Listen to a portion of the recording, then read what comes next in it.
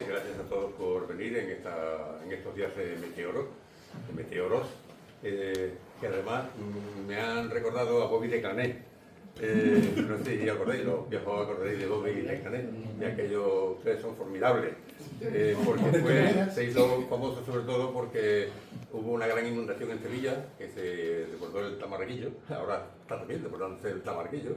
Esto fue en el año 61, un año antes de que yo me fuera a Sevilla a estudiar, y Bobby de Canet y otro periodista, Alberto Olivera, tenía un programa que se llamaba Ustedes son formidables, que consiguieron reunir muchísimo dinero de aquella época en pesetas para poder ayudar a la gente de Sevilla por las inundaciones, que además hubo un accidente, murieron mucha gente porque venía una avioneta acompañando a la expedición desde Sevilla de camiones, y cuando llegó a Sevilla, que estaban recibiendo multitudes, y se enganchó con unos cables, cayó y bueno, hubo más de 20 muertos por la avioneta y no por las inundaciones. Bueno, esto es una historia de la radio también.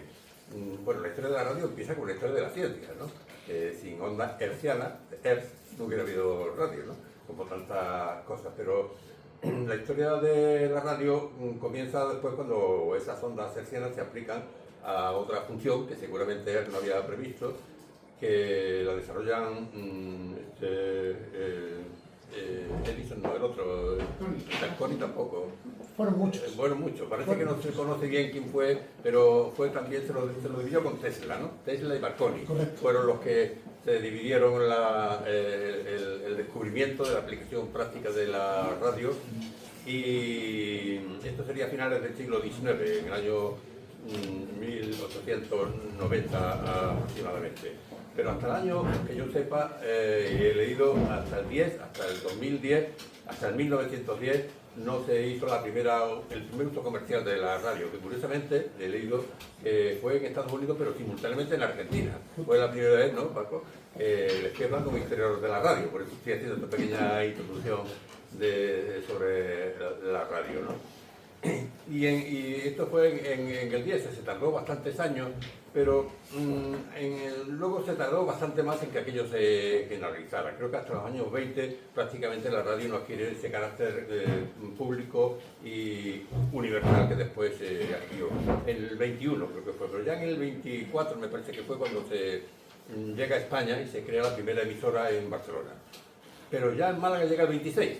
Y esto estamos celebrando en el 1926, la primera radio de Málaga, y esto es lo que Paco nos va a hablar. Y hoy, este año, se celebra el centenario. Por tanto, vamos a celebrar en esta academia el primer acto de una conmemoración histórica, como es el centenario de la radio en España, que es como casi celebrar el centenario de la radio en el mundo, ¿no? Con 2 años de retraso, pero bueno, siempre los españoles hemos ido en algunas cosas con 2 años de retraso en los aspectos tecnológicos y de aplicación tecnológica. Eso está ya empezando ahora, el reloj parece que se está cortando, ¿no? De los tempos de aplicación y de generación de conocimiento en España con respecto al mundo. En todo caso, gracias a todos por venir. Hay aquí muchos amigos de todo y también de Paco, y hay periodistas y hay algún periodista histórico. Está Rafael Contreras. Rafael ha sido un periodista de raza, de local, y me ha alegrado mucho verlo aquí. Además ha sido un gran archivero y se ha preocupado por mantener algunos de los archivos de Málaga en perfecto estado de revista, y esto en unas épocas heroicas, no ahora tanto como antes, pues tiene mucho mérito y es de agradecerse. También muchas personas, amigos de Paco y amigos míos del mundo de la radio. Está también Suso de Marco por ahí, que siempre está escondido en alguna parte, que está en caso al lado de Marisol Ruiz Adana, que es una colega y amiga, que es además la mujer de Paco y a la que conocí después que Paco, Marisol, cuando era una jovencita todavía estudiando la carrera. En todo caso, Paco yo lo conocí, sería en los años 80, porque él tenía un programa de radio. Paco es un periodista de la radio, sobre todo, ¿no? Que aunque haya tocado muchas teclas del mundo del periodismo, pero es un periodista de la radio, y ya en los años 80 creo que sería, Paco tenía un programa que, cuando se lo he comentado hace un rato, no se acordaba él ya muy bien, pero se llamaba La Mecedora, y yo era un joven presidente de la Asociación para la Defensa de la Sanidad Pública de Málaga, que ya tenía narices, y me entrevistó. Y bueno, ahí empezó una relación que luego se hizo mucho más sólida cuando Marisol entró a trabajar como residente en el servicio de endocrinología que yo dirigía, y luego pues por muchas otras razones. Paco, pues, por ejemplo, cuando yo era jefe de servicio, estuvimos trabajando como coordinador. Yo fui presidente de la Sociedad Andaluza de Endocrinología y él fue, ¿cómo se llama?, jefe del gabinete de prensa de la sociedad, y nos recorrimos Andalucía entera visitando gerentes para llevarles la buena nueva de que la endocrinología y nutrición podía darle 2 por 1, ¿no? Endocrinología y nutrición, lo que no convencimos a ninguno, pero nosotros comimos muy bien durante todos aquellos viajes, ¿no? Bueno, Paco ha sido todo en la radio de Málaga, en el mundo del periodismo de Málaga, ha sido incluso pregonero de la Semana Santa de Málaga, que es lo más que se puede llegar en la ciudad. Fernando ha sido pregonero, ¿no? Fuiste pregonero. De colegio médico, sí, iba a decir de colegio médico, el colegio médico. Pregonero a lo más de la ciudad, lo más que se puede llegar. Paco, tú dices que es muy modesto, pero yo te lo reconozco.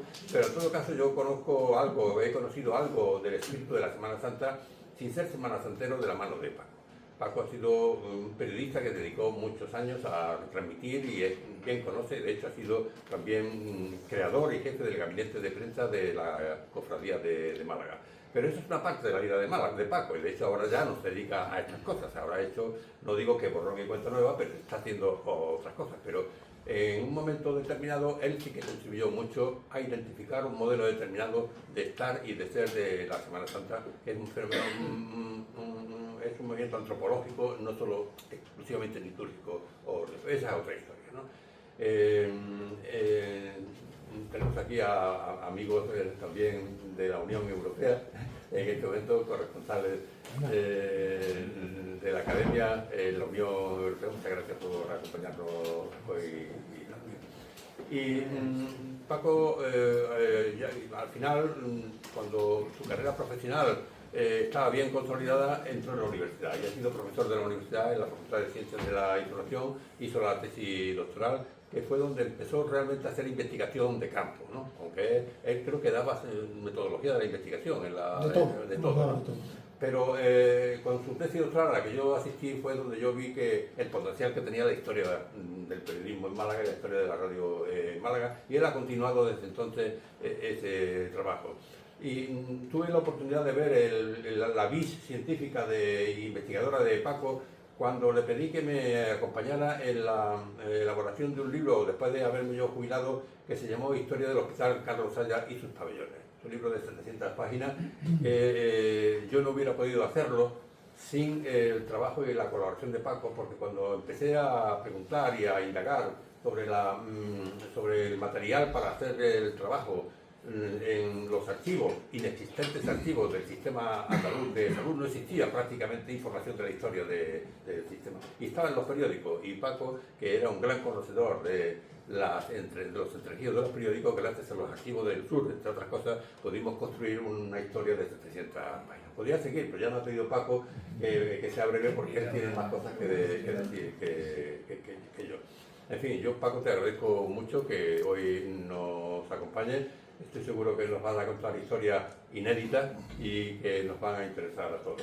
Así que gracias y vamos para allá. A vosotros por asistir y me honráis con vuestra presencia. Ya Federico ha dicho algunos de los que ha citado y generalizo con todos en este agradecimiento por vuestra presencia. Y especialmente a Fernando, ya que estamos en casa de la ciencia, pues el hecho de que me haya hecho partícipe de este ciclo que habéis puesto en marcha ante un tema que está a caballo entre las ciencias sociales y las ciencias tecnológicas, ¿no? Mi perfil, como bien ha dicho Federico, soy más bien de humanidades, pero bueno, la radio nos obliga a ponernos en muchos ámbitos porque es una materia multidisciplinar y muy enriquecedora, no solamente por la cuestión histórica, sino incluso por el presente y quién sabe si por el futuro. De hecho, la radio sigue flotando, pese a que parecía que iba a ser el hermano pobre de la televisión cuando vino el mundo de la imagen. Ya algo ha significado Federico sobre la fecha en la cual nos encontramos. No es una fecha pues, espontánea. estamos en el 2026 y yo os invito a que le demos a la moviola y ahora en esta charla que me atrevo a interpretar y a entretener, pues nos rememoremos sobre cómo era la Málaga de hace un siglo. Porque el reflejo de un medio de comunicación, en este caso de la radio, es tan permeable que no hay otro medio, en este caso más humano, que una emisora de radio. ¿Por qué? Pues porque tiene el sustento de la palabra y tiene el aporte de la imaginación. Y contra la palabra y la imaginación, pocos otros medios son tan potentes, y máxime cuando la radio sigue siendo gratuita, sigue siendo, como digo, imaginativa, sigue siendo inmediata. No requiere servidumbre, podemos hacer lo que nos dé, y de ahí que la radio siga siendo el medio potente que nos auxilia, nos socorre y nos informa donde los momentos no son muy de apuros. Efemérides, conmemoración, que como digo cumple 100 años y no es una historia baladí, aunque estemos en una provincia, según las catalogaciones del mapa de España, no somos capital de una comunidad. La radio en Málaga fue muy importante y tuvo sus orígenes. De ahí que hoy nos centremos especialmente en cómo arranca la primera emisora convencional de la radiodifusión malagueña. Y dado que hoy estamos en el primer acto de los muchos que pretendemos celebrar, un puñado de enamorados de la radio, entre los cuales se encuentran Juan Antonio García Galindo, que no ha podido venir, catedrático de periodismo, Juan Tomás Luengo, profesor de la universidad, y también otro enamorado de la radio. Gracias, Juan Tomás, por venir. Y un tercero en discordia, o cuarto en discordia, como pueda ser Suso de Marco, y diréis ustedes, ¿qué pinta un escultor? En este caso no que pinta, sino que esculpe un escultor con motivo de la radio.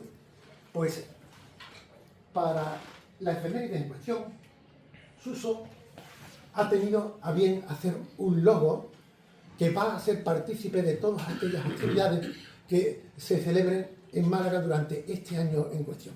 Queremos que esté presente, como el niño que quiere estar en todas las salsas, ¿no? Y Suso no es que haya hecho de buena primera este logo sin tener antecedentes sobre su creatividad y la radio. De hecho, él es el creador del premio radiofónico más antiguo que se tiene en Málaga, como son los Nazarenos del Año, que ya van a cumplir, si no me equivoco, más de 30 años en la historia de la Semana Santa y en la historia de la radiodifusión. Y como yo no soy quien para al menos describir este maravilloso logo, aprovechando que Suso está aquí, y esto es un atraco, ya te ruego que me perdone. Suso, yo te doy un minuto para que en este estreno que estamos haciendo ante la Academia, tú digas cuál ha sido tu idea al esbozar con motivo de este logo que tan expresamente nos has hecho. Donde tú quieras. Aquí. Ahí sales en el vídeo. Donde queráis. Y puedes, si quieres, también tenerlo de cerca y describir. Bien. Ante todo, buenas tardes a todos. Me alegra, en nombre de Paco, de Fernando, de la Academia Malagueña, que al final es la que nos acoge aquí, pero sobre todo los enamorados de la radio, especialmente Paco, me alegra de esta concurrencia tan interesante en torno a algo que no solamente afecta a Málaga. Evidentemente la radio es un fenómeno que afectaba a todo el mundo, a mí también. Dentro de mis recuerdos, desde luego, algunos están muy cerca, muy vinculados a la radio, a las canciones, a la información, a la meteorología, hasta a los chistes que contaba un tipo antes del que llamaban entonces, como era el diario de las 10 de la noche, pues antes aparecía un tipo que contaba un breve chiste. Hasta de eso me acuerdo, ¿no? La radio fue, para entonces, para aquella España, especialmente en blanco y negro, ese refugio donde de alguna manera todos terminábamos mirando, cayendo y refugiándonos allí, ¿no? Muy importante para todos. Bueno, decía Paco que efectivamente yo había realizado ese nazareno si mal no recuerdo, pues tiene esta edición, creo que la 38 o 39, ya no recuerdo, pero vamos, estamos a punto de cumplir los 40 años de ese trofeo, que desde luego es el más, creo que es el más antiguo de Málaga, ¿no? No es fácil en Málaga mantener, pues hay que decirlo, una tradición así, pero en este caso afortunadamente se ha conseguido. Bien, en ese trofeo iba implícito algo que tenía que ver con la radio. Es una cruz, y en torno a ese centro de la cruz unas ondas que no solamente querían ser pues una expresión de la imagen que digamos que preside cualquier cruz, y si no está, lo intuimos dentro de la cruz, sino también en este caso esa conexión con la radio, puesto que ese trofeo viene amparado desde su creación por la cadena SER. De modo que tenemos efectivamente esa conexión con esas ondas que también aquí están presentes. Claro que sí, no podía ser de otro modo, tenía que estar presente. Un logo es, si se dice que un cartel, una de las expresiones que se suele decir es que es como un grito en la pared, cosa que hoy ya no tiene mucho sentido, puesto que no se hacen carteles, ya no se colocan apenas carteles en la pared, pero venía descrito un poco así. El logo es como una llama que nos conecta con la institución, con el colectivo, etcétera, que quiere, que está detrás de una misión. Pues en este caso, efectivamente, tenía que ser ese elemento que nos conecta inmediatamente con la radio, ese pie con esas ondas de la radio que salen y, digamos, que se difunden en todas direcciones. Ese elemento principal, junto con los 100 años, porque efectivamente estamos celebrando los 100 años de la radio, 100 años, tiene que ver, un logo es un elemento pequeñito, aquí lo vemos grande, pero un logo siempre en cualquier espacio que se ve es ese símbolo en pequeñito, ¿no? Y por lo tanto tienen que ser elementos que no se pierdan en ese espacio tan pequeño. Por eso son elementos con un espacio muy determinado, muy rotundo, tiene que ser así, ¿no? Los 100 años y Málaga son los tres elementos principales que funcionan aquí en este logo. Y ello dentro de dos colores fundamentales, el azul y el blanco. ¿Por qué el azul y el blanco? Porque son los colores de Málaga. Y estamos hablando de la radio en Málaga. Por lo tanto, esa es la conexión de este logo también con el mensaje que queremos impartir, difundir. Esto es brevemente, ya que os pedía brevedad, es brevemente el síntesis un poco de ese logo. Como bien decía Paco, este no es que sea la primera y demás. Para llegar a esta simplicidad y a esta concreción, previamente ha habido muchas otras variantes, muchos otros croquis, variantes, esto no, aquí le pongo, aquí le quito, aquí se extiende, aquí se... Hay que ajustar muchísimo para llegar, digamos, a esta concreción y que todo encaje perfectamente. Muy bien.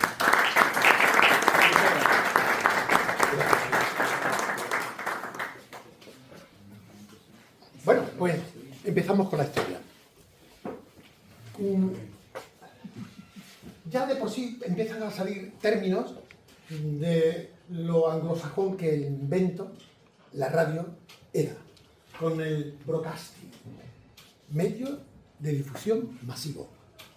Esto era ya una marca que distinguía lo que eran los precedentes de la radiodifusión en los años principios del siglo XX y finales del anterior. La radio irrumpía pues como un medio revolucionario que en principio estaba en manos de los poderosos y de los gobiernos, de los militares. Era una cuestión estratégica para investigar sobre las comunicaciones ante un mundo ya convulso, previo a la Primera Guerra Mundial. Entonces, aquí nos encontramos con un testimonio, de los poquitos que se han podido encontrar, de aquella pionera emisora EAJ 25 Radio Málaga. España, época de Alfonso XIII, dictadura de Primo de Rivera, ¿eh? Y ahí es donde se cuece el caldo de cultivo para que la radio empiece a ser lo que ya estaba haciendo en otros países más occidentales que España y más adelantado en el sentido tecnológico. La radio llega tarde a España. Hablamos de 5, 6, 7 años. ¿Quiénes estaban en Málaga gobernando? ¿Quiénes eran las cabezas visibles? Pues tenemos a un médico, José Galvez Ginachero, el alcalde, y tenemos a un abogado, como presidente de la Diputación, Juan Luis Peralta Butzeri. Estamos hablando de unos acontecimientos que se reflejan a través de la antesala de la radio, a nivel de medios de comunicación. Era la prensa. Periódicos que existían en Málaga y que reflejaban esa sociedad en principio culta, pudiente, porque la prensa no estaba al alcance de cualquiera. La Unión Mercantil, El Cronista, Diario Málaga, La Unión de Málaga, La Unión Ilustrada, Vida Gráfica, El Mar. Aquí hemos bebido en las principales fuentes de lo que yo les voy a contar a ustedes. Dentro de la parcela local. Si queremos, nos podemos ir a Alcalá de Henares, Archivo de la Administración Central, incluso a Barcelona, a Murcia. En muchos sitios siempre hay testimonios de aquello que estamos buscando, y en el caso de la radiodifusión en Málaga, no solamente están en la capital, sino que también están dispersos en otros lugares. Años 20. ¿Cuántas veces hemos escuchado el término locos años 20? Locos sí, no sé para quién, pero pobres para Málaga, como en cualquier otro sitio. Muy pobres, donde había unas grandes diferencias sociales. En la capital vivían unas 160.000 personas. El índice de analfabetismo era 50%. De cada dos, uno no sabía leer. Por tanto, la prensa o se la contaban y se la leían, o pasaba de ella. El jornal medio diario de la clase obrera malagueña estaba entre 3 y 7 pesetas. Y el principal producto que se producía, vino, frutos secos, actividad portuaria y textil. El turismo empezaba. Yo he dicho aquí 15, 20 hoteles, según las fuentes, 15, 20 establecimientos de alojamiento. Eso de llamar hotel por entonces, había muy poquitos, 3 o 4 a lo sumo. Y lo que ya empezaba a ser caldo de cultivo y a ser objeto de los pudientes, ¿cuántos receptores había en Málaga cuando la radio empezaba? Porque ya la radio llegaba a Málaga desde fuera, desde otras ondas y desde otros países. Pero aquí estábamos sin algo, y como en el resto de España, salvo una excepción que había en Madrid con Radio Ibérica, que a nivel experimental fue la que se puso en marcha, siendo la primera en funcionamiento, no la primera administrativamente, que fue Barcelona, como bien ha dicho Federico. Pues un promedio de un aparato por cada 1000 personas. Claro que ocurre que por cada aparato, ¿cuántas veces, no sé si le damos a nuestra moviola de vida particular, hemos escuchado la radio en familia? Como también hemos visto la tele en familia. Nos reuníamos en torno a la radio. La radio era el núcleo de información. Ese sí que era el medio, y fue el primer medio masivo. Porque la prensa era elitista, no llegaba a todos, por ese índice de analfabetismo. Y la radio se brindaba como un medio revolucionario porque transmitía cultura, comunicación, entretenimiento, lo que no estaba al alcance de los demás. Y gratis. Lo que pasa es que había que tener unos dineritos para comprar aquellos primeros aparatos de radio que empezaron a estar en el mercado, porque aquí había detrás un gran apoyo de las multinacionales, especialmente las americanas, que fueron los pioneros en la construcción de los primeros aparatos de radio. Teníamos los aparatos de válvulas, que eran ya los antecedentes de los transmisores, transistores, costaba entre 200 y 1000 pesetas, un dineral, no al alcance de cualquiera, pero garantizaba una mejor audición. ¿Y qué hacía la gente? ¿Cuántas veces hemos escuchado la que no tenía dinero? La radio galena. Componentes que se vendían sueltos, y uno en casa se los confeccionaba, se los montaba, y entre 15 y 30 pesetas conseguía tener esa radio galena, que servía como algo mágico para que la radio llegara a mi casa, y no me hubiera costado tanto dinero por lo que ya estaba en las tiendas. Perdona una pregunta. Mi padre me contó que se hizo una radio de galena. Claro. ¿Cómo se escuchaba eso? ¿Con una bici de casa? Correcto. O algunos altavoces que también tenían, domésticos, no lo he puesto ahí, que era un tipo de ay, ¿cómo se llama? Trompeta. O hilos que vibran sobre una piel y ese hilo producía el sonido también. Había unos artilugios. Incluso de antenas, ¿sabéis cuáles eran las antenas que se utilizaban antiguamente? Los colchones, los sumieres de los colchones. Y la gente escuchaba la radio debajo de los colchones, de los sumieres. Pero también, a veces por cuestión de protección en la guerra civil. Porque quien escuchara la radio durante la guerra civil, estaba prohibida escucharla, también venían y iban a por ti. O sea, la radio siempre ha estado presente en todos los momentos más especiales nuestros. Antes de que llegara la radio convencional, estaba la radioafición. Y ya en Málaga teníamos unos pioneros magníficos, gente que tenía dinero, empresarios como Eduardo Cainaria, que era agente de aduana, o Juan Lafuente de la Cuadra, que fue uno de los más significativos pioneros, sobre los cuales poco se sabe. Y son, de verdad, los principales promotores de que en Málaga llegara la radio y se difundiera la radio. Lo que pasa es que luego la radio convencional llegó de una manera sumamente inesperada y algo contrariada para con los sentimientos que aquí existían. La radio llega porque, por fin, Primo de Rivera, ante la presión internacional de que todo el mundo en Europa tenía aparatos de radio, tenía emisoras de radio, aquí no había todavía legislación al respecto, íbamos un poquito atrás. Entonces hay una Real Orden, del 14 de junio, donde por fin se da difusión, se da permiso a las primeras concesiones de emisoras privadas convencionales. Fueron en un primer momento 27, y ahí se testimonia pues todo el articulado que tenían que cumplir las emisoras en sus concesiones, como por ejemplo, pues regulaba la publicidad, regulaba la difusión y el ámbito de cobertura, todas las cuestiones técnicas, todas las cuestiones comerciales, incluso todas las cuestiones sociales. Había que registrarse, había que hacer los primeros pasos administrativos para ir regulando lo que era el invento que iba a cambiar la vida, pero no solamente cambiarla, la iba a mejorar. Lo que pasa es que luego, cuando llegan situaciones de conflicto, la radio se convierte en arma de guerra. Y lo veremos cuando lleguen épocas posteriores, como el caso de la Guerra Civil en España, donde se escribió con la radio una de las páginas más interesantes que se han tenido. Primeras radios, ¿cuáles fueron? Pues aquí las tenemos. Aquí están, desde Radio Barcelona, y las que están subrayadas son las primeras emisoras andaluzas, ¿vale? La fuente, pues el que más ha sabido de radio en España, Ángel Faust Belao, una auténtica autoridad en la materia. Y ahora veréis, ¿qué significa EAJ1? Estas nomenclaturas, estos distintivos.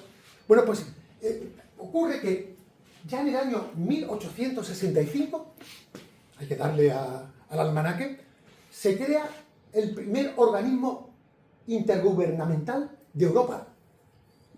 No hubo otro anterior que no fuese la Unión Telegráfica Internacional. Y la Unión Telegráfica Internacional es la que se dedica un poco a reglamentar la vorágine que se produce técnicamente cuando todo el mundo intenta acudir al mundo de las ondas que se iban descubriendo. Y desde entonces, este organismo es la que nos establece estos distintivos. En el caso de España, EA era lo que nos daba el distintivo, J, cuarto grupo, emisora comercial. Y luego, números, por la concesión. A nosotros nos tocó la última, la 25. Y por orden de concesión iban dando la numeración. Y aquí podemos ver. Ojo, de todas estas emisoras, yo creo que, salvo las que pertenecieron luego a Unión Radio, cadena SER, hoy, son las únicas que quedan. Todas desaparecieron. Y aquí tenemos, por ejemplo, en el caso concreto de Unión Radio, Radio Sevilla, que sigue existiendo dentro de la cadena SER, sigue estando Radio Barcelona, y Radio Madrid, que por aquí lo tenemos que tener, y Radio Valencia. Todas las demás, de las 27, más de 20, desaparecieron. Por tanto, lo que vamos a contar ahora con el caso de Málaga no es que fuera un caso especial, es que fue también corriente de ese aluvión que hizo que las emisoras de radio, estas, la mayoría de ellas, no prosperaran. ¿Por qué? Pues porque iban por libre. Las que no prosperaron y además no fueron absorbidas por la primera empresa que a nivel nacional va haciendo una cadena de radio que fue Unión Radio. Unión Radio, cadena SER, que en aquellos años empezaba con las primeras concesiones, las primeras licencias a comprar, pero era capital, sobre todo, extranjero. Venía aquí en plan de multinacional, y menos mal que consolidó la radio de entonces, porque si no, nos hubiéramos quedado en blanco, sin sonido, porque todas las radios al cabo de 2 o 3 años desaparecieron, salvo las que os he comentado. Por tanto, en el caso de Málaga, estamos hablando de una emisora de las 27 primeras que tuvo muy cortito espacio de tiempo. Fue un embarazo, 9 meses, ¿vale? Y bueno, pese a ese corto espacio de tiempo, fue una de las emisoras que más dinamismo y mejor proyecto inicial intentó poner en marcha. Y ahora veremos por qué se fue poco a poco, marchitando, por llamarlo así, ¿no? Llega la concesión y se la dan a Alfonso de Villote Rodero. Aquí nadie le conocía. Fecha del otorgamiento, 30 de marzo del 25, longitud, ya estamos con datos técnicos, 325 metros en la banda de onda media, era onda media, ¿estamos? Por entonces nada más que funcionaban 2 tipos de ondas, la onda media y la onda corta, y aquí incluso dentro de la corta, la extra corta. Potencia de emisión, 500 vatios. 500 vatios es una pasada. Es una pasada para aquella época.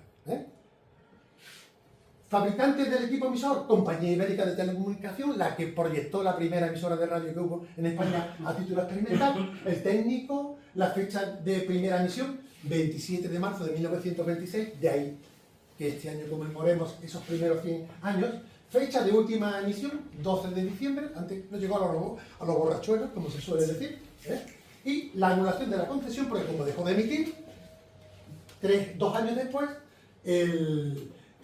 la distinción es anulada y se le concede el EAJ25 a Radio Tarrasa, porque se iban permutando en función del uso de esas distinciones. Este es el amigo que se hace con la concesión empresario de la primera emisora. Murciano, aunque nació en Madrid, sin ninguna vinculación con Málaga. Ahí viene el primer chasco. Su hermano Manuel fue quien, a modo de apoderado, gestionó la instalación y puesta en funcionamiento de la emisora.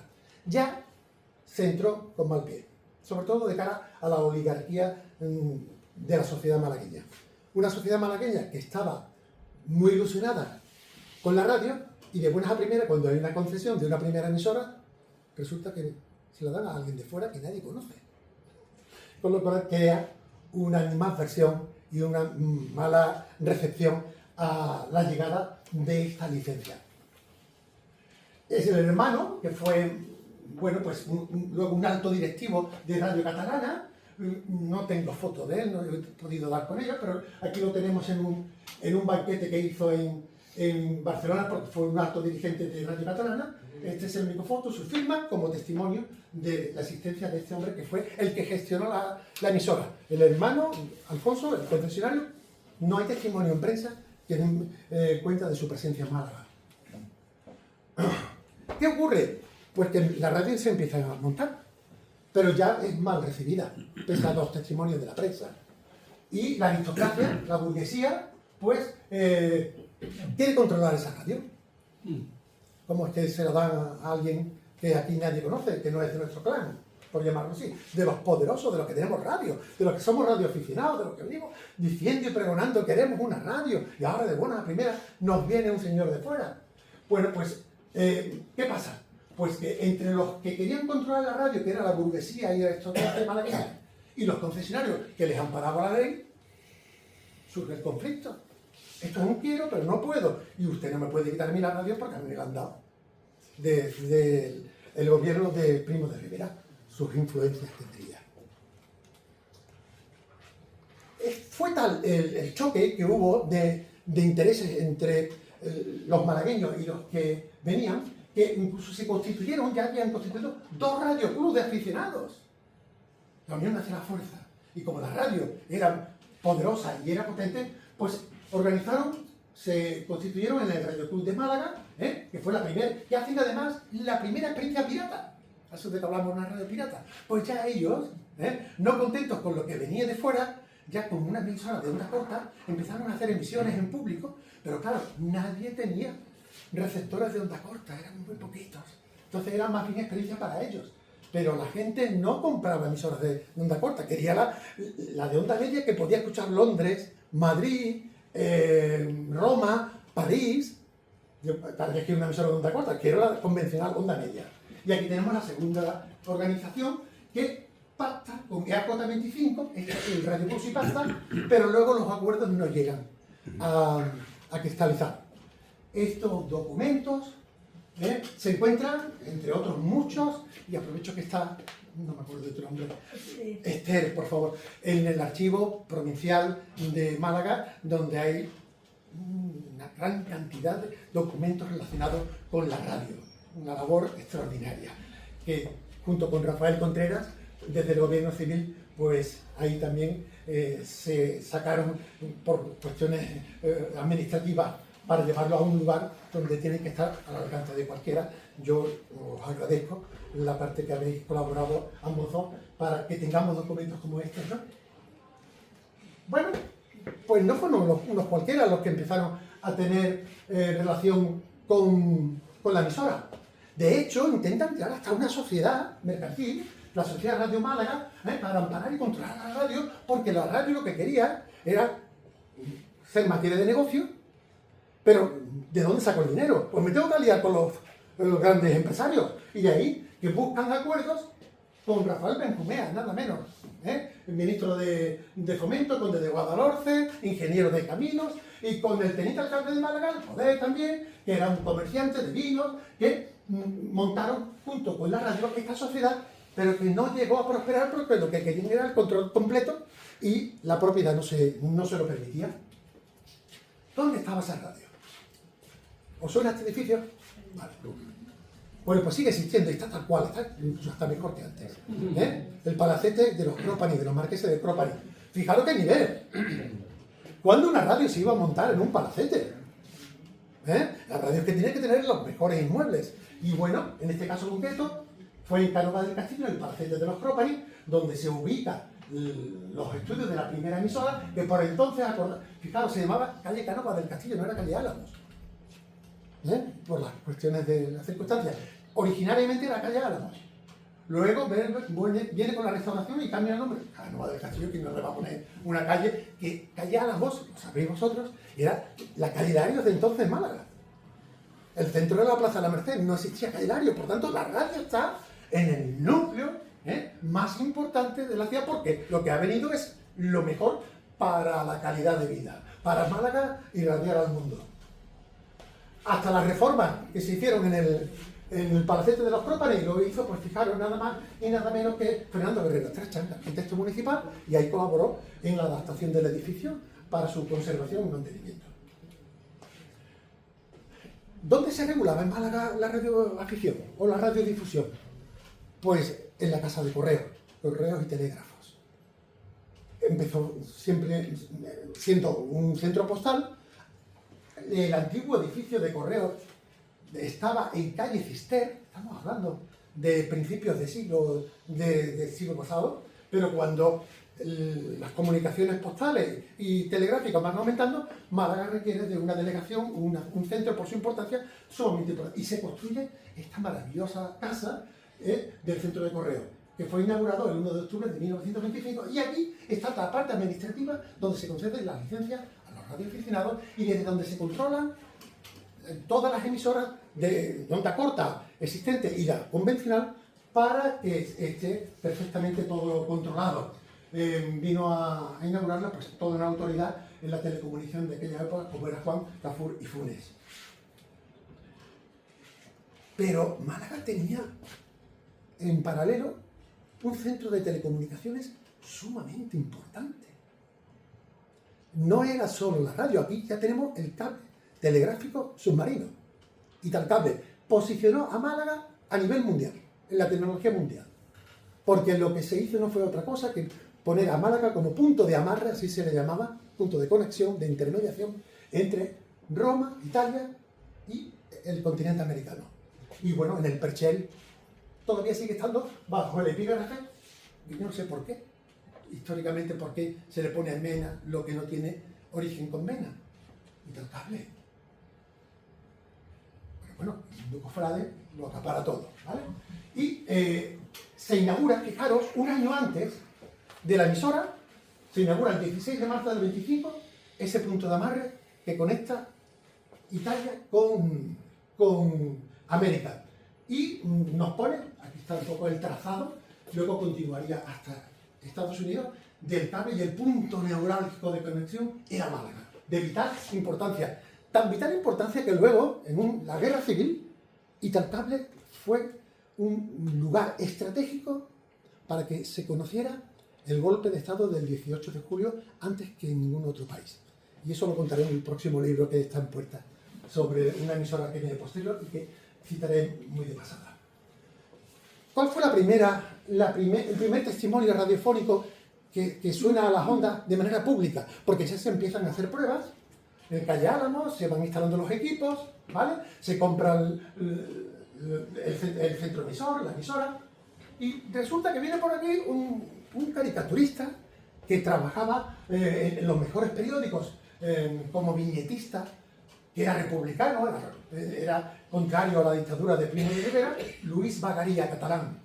Y estando aquí, pues de visita con unos intelectuales malagueños, dice: venga, que te vamos a llamar a la radio, que mira lo que moderno que somos. Y Vida Gráfica, un semanario maravilloso que teníamos, y que está a disposición de todos en la biblioteca municipal, bueno, incluso ya lo han puesto también en la red de internet. Pues le dan el micrófono: venga, Luis, era un genio, dinos algo para los malagueños. Y dice: malagueños, vuestra tierra me ha seducido, me ha producido una emoción profunda, solo puedo decir este caricaturista que Málaga es tan bella que no tiene caricatura. Muchos años de vida os desea este caricaturista tachado para poder quererla. Si miráis en Wikipedia o en cualquier documento sobre Luis Bagaría, veréis que fue un crack en lo mejor del humor de la prensa de la época, desde su libertad, desde su democracia, desde su sentido crítico. Tuvo que emigrar o irse porque las circunstancias pues, luego no favorecieron su continuidad. Y llega el día de la inauguración. Pues tiene que inaugurarse con un acontecimiento importante en la ciudad. Es que ya la Semana Santa tenía su peso, y más estando aquí don Antonio Baena, presidente de la agrupación de cofradías, constructor, ¿vale? Y se habían propuesto todas las partes implicadas en que cuando llegue la Semana Santa del 26 la radio tiene que estar funcionando. Corcho, el sábado previo al domingo de Ramos se inaugura la radio.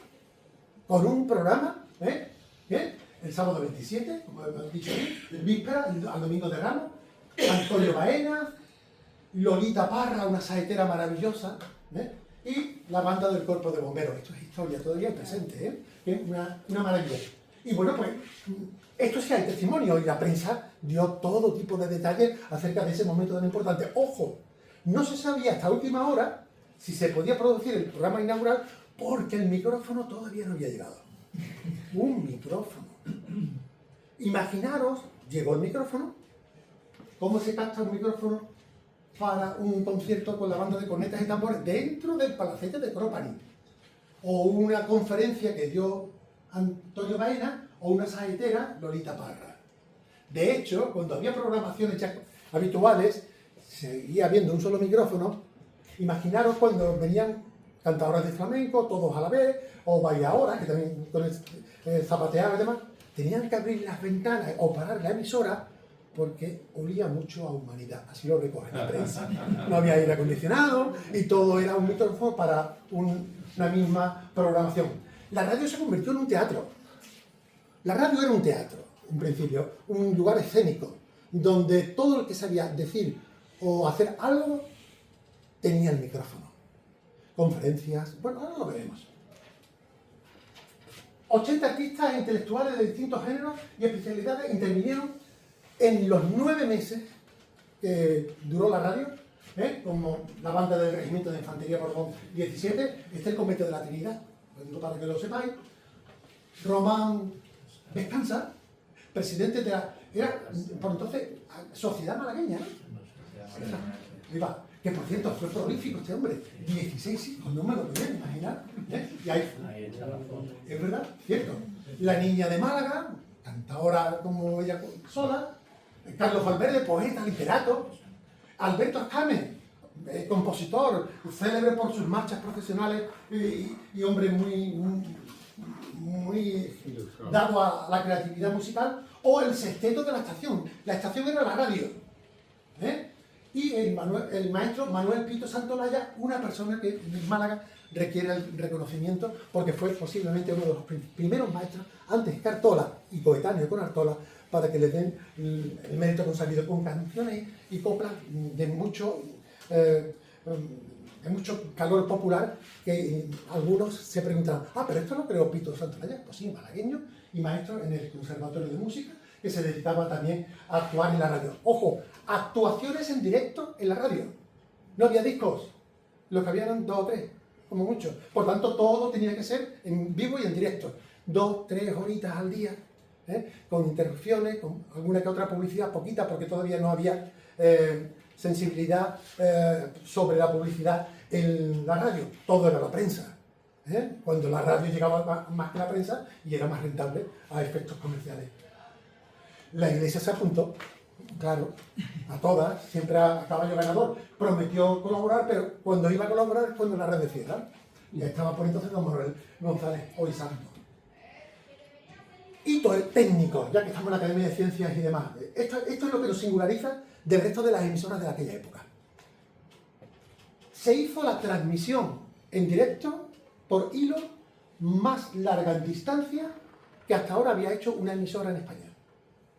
Más que Barcelona, más que Sevilla, más que Madrid. Nada menos un acto de unión patriótica, que era el partido que por entonces era el único que existía en el sistema de la dictadura. Bueno, pues en los baños del Carmen trazaron un hilo de cobre desde los baños del Carmen hasta Calle Álamo.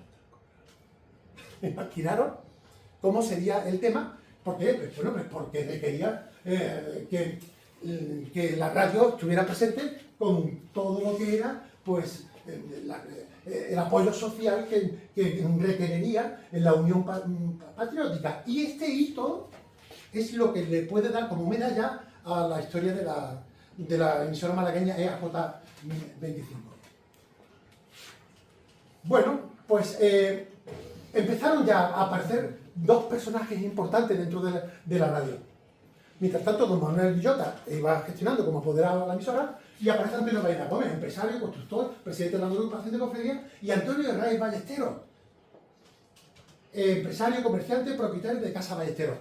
Le ofrecieron que compraran la radio a estos 2. Pero había como una especie de animadversión, de que no compres a esta gente que han venido, porque aquí no ven todavía a la radio como negocio, la ven como ruina. ¿Por qué? Porque la radio costaba dinero. El ayuntamiento le daba subvención, la diputación tampoco. La gente no confiaba en la publicidad. Era un invento que se estaba haciendo. Y entonces no sabían todavía cómo gestionarlo.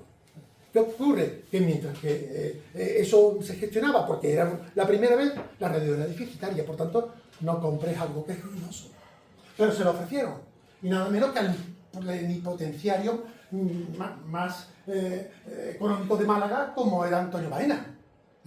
Y Antonio Herraiz Ballesteros, este es otro personaje desconocido, fusilado o muerto en la guerra civil, pues, por las circunstancias, y este hombre de las emisoras de radio, de los aparatos de radio en Málaga.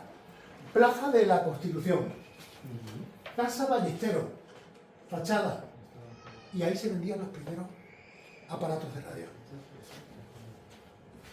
Hizo el negocio, porque fue cuando empezaron a funcionar la compraventa de los primeros aparatos. Vendía también componentes, aparatos sueltos, para que la gente pudiera luego construirse su aparato de radio. Y luego además tenía tanta vista el señor Ballesteros, Casa Ballesteros, que en este balcón ponía unos altavoces y para que la gente escuchara la radio, como cuando ponían la televisión en los aparatos, pues escuchara Radio Londres, Roma, Madrid, tal.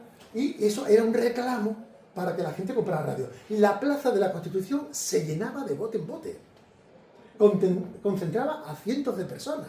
Todo al amparo y cobijo de la radio. La radio es la vida, la radio es la inmediatez, la radio es la cultura. Tengo un concierto, lo estoy escuchando de la Orquesta Sinfónica, o estoy escuchando una conferencia o una declamación, o a Pepita que está cantando muy bien con su guitarrista al lado. Perdona, ¿este edificio es de la Sociedad Económica de Río del País? No, este es de la farmacia. Ah, En la económica es este y en la farmacia. Que si entráis en la... ¿Cómo se llama? ¿Farmacia Mata? ¿Cómo era? No me acuerdo el nombre. Utrera. Si entráis en la farmacia Utrera, todavía, la lámpara que tiene el vestíbulo de donde se suministra la medicina, creo que sigue siendo la misma que había en la casa Ballesteros. Y una lámpara que tiene una pátina 100 años, como mínimo, ¿no? La prensa era testigo de todo lo que ocurría en la programación de la radio, y esta fue la última programación que se publica en la prensa de la época, el 11 de diciembre de 1926, ya el día 12, ya no hay ningún testimonio que hable de la radio.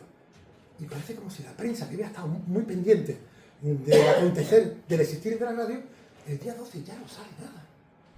Pero ni el 12, ni el 13, ni el 14, ni el año siguiente, y Málaga no se entera por qué la radio se cerró y desapareció y dejó de emitir.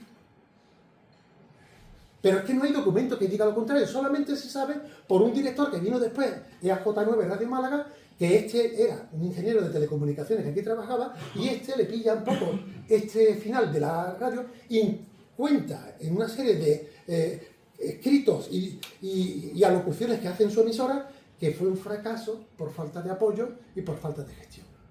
Pero no hay otro testimonio que no sea ese de Ricardo Fuentes Rodríguez.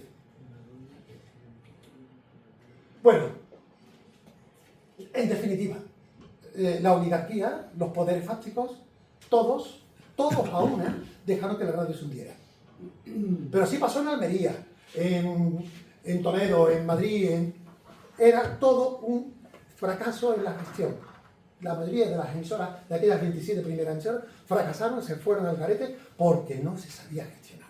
Teníamos el aparato, teníamos el invento, pero no sabíamos cómo sacarle partido económicamente y costaba dinerito.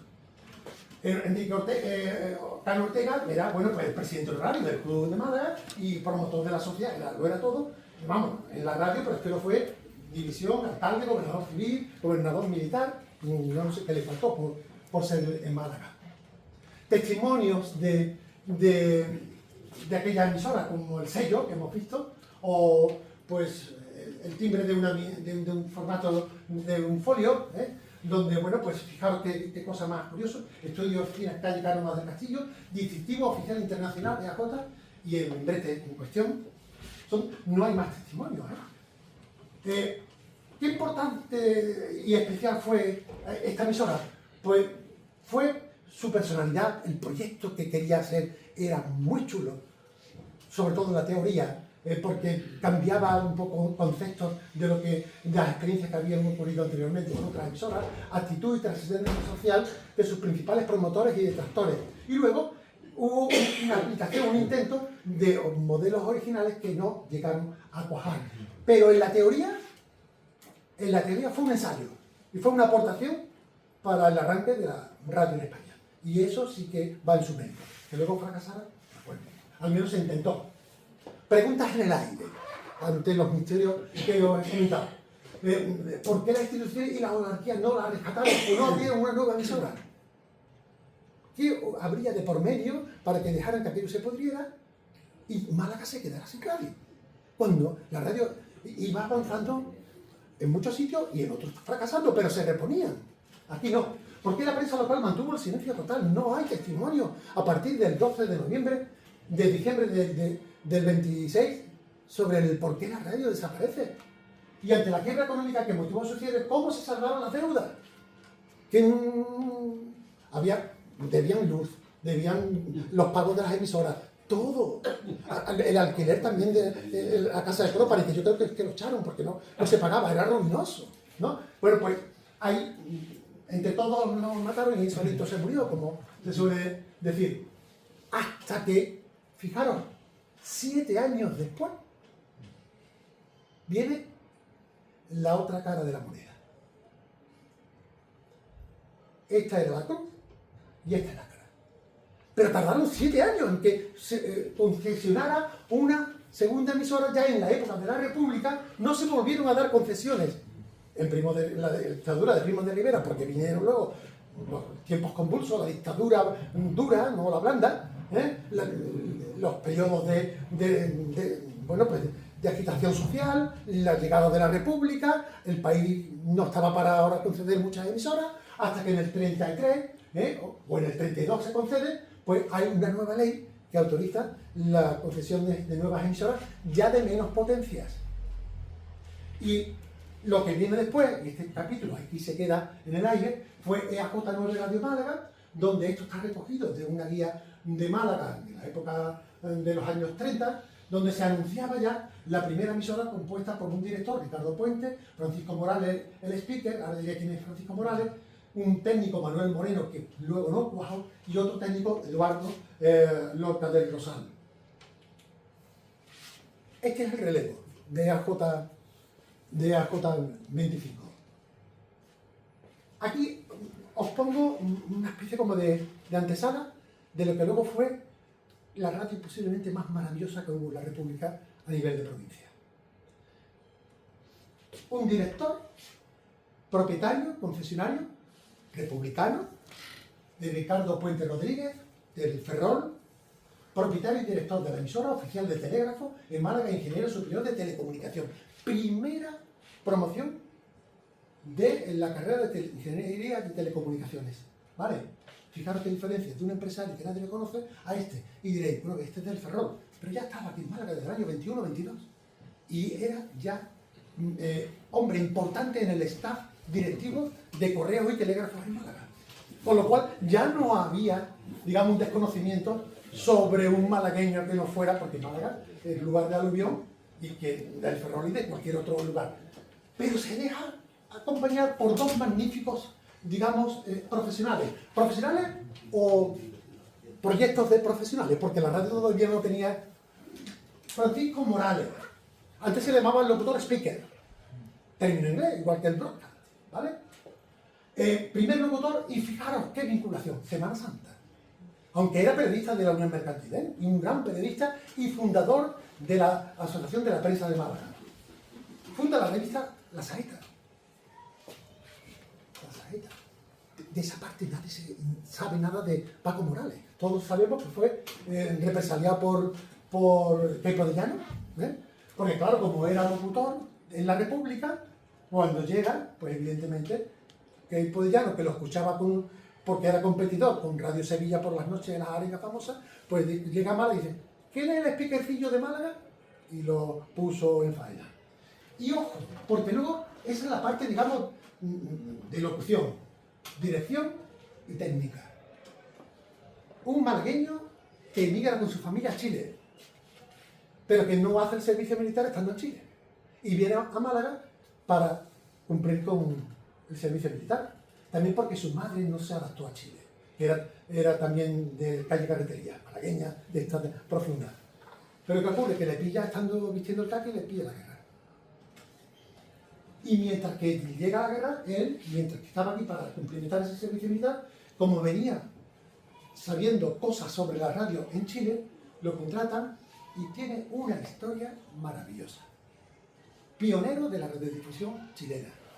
Un malagueño con esta segunda emisora. No os dejo así con las ganas, sino que poner en vuestra fecha del calendario 18 de marzo, Palacio de la Aduana. Posiblemente allí tendremos la fecha para el segundo libro que va a hablar expresamente sobre esta emisora, EAJ9 Radio Málaga, emisora que todavía no ha escrito su final. Está pendiente de ser tratada por la historia. es un botín de guerra que a lo mejor todavía tiene que ser cumplimentado. Ese botín de guerra se llama Radio Nacional de España en Málaga. Pero esa es otra historia. Historia, enciclopedia y hasta una película de cine, de guión. Bueno, pues, lo que os decía al principio, parece, bueno, la radio en Málaga y esto, ¿no? Si lo importante son las radios de Barcelona, Madrid, Radio Sevilla, la radio en Málaga está escrita con letras de oro. Nada más que deciros que, por ejemplo, aquí empezaron Matías Pras padre, María Teresa Campos, Alejo García, y podemos seguir dándole una retahíla de nombre de que la radio en Málaga es un lugar donde apenas ha sido reconocida por la radiodifusión nacional. De ahí que todavía quede mucho por hacer y que yo me embarcara junto con Juan Tomás Luengo hace 20, 25 años en recuperar esa historia que aquí nadie había intentado investigar. ¿Por qué? Pues porque hay que llenarse, y lo digo por la archivera, los codos de polvo, página a página, y eso no está al alcance porque todo el mundo hoy quiere investigar con la pantallita. ¿Estamos? Bueno, pues al final el fruto está en que Málaga tiene una radio maravillosa en su historia y en su presente, y todo eso se plasmó hablando de la primera experiencia en esta tesis doctoral que me dirigió Juan Antonio García Galindo, que tuvo la suerte de que nos dieran el premio Málaga de Investigación, tanto por la Academia de Bellas Artes de San Telmo como por la Malagueña de Ciencias, que me lo iba a decir a mí que iba a estar aquí años después, Fernando, testimoniando este honor, y cerrando la charla con lo que hoy hace que testimonie 100 años de Radio en Málaga. Muchísimas gracias.